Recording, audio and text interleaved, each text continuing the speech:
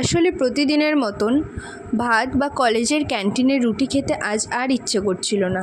কি বানানো যায় ভাবলাম ঘরে যখন ডিম আর ময়দা দুটোই আছে কিছু একটা বানিয়ে নিই।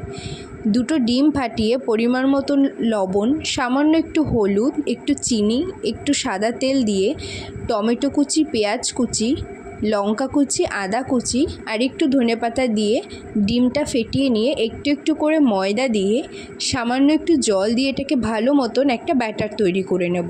ব্যাটারটা তৈরি হলে ওপর থেকে আরেকটু চিনি দিয়ে দেবো, আর ব্যাটারটা তৈরি করার জন্য একটু জল তো অবশ্যই দিতে হবে। দিয়ে এরকম একটা স্মুথ ব্যাটার তৈরি করে নিতে হবে। আসলে প্রতিদিন কলেজ পড়াশোনা সামলে বাজার যাওয়া সম্ভব হয় না, তাই ধনেপাতা কুচিটা একটু কম পড়ে গেছে, ঘরে আর এর বেশি ছিল না। তোমরা চাইলে আর একটু বেশি করে অবশ্যই দিতে পারো, খুব ভাল লাগে খেতে। যাই হোক, যতটুকু আছে আমার হয়ে যাবে। এরপর তাওয়াতে সাদা তেল দিয়ে একটু একটু করে ব্যাটারটা দিয়ে খুব পাতলাভাবে একটা গোল রুটির শেপ তৈরি করে নিতে হবে।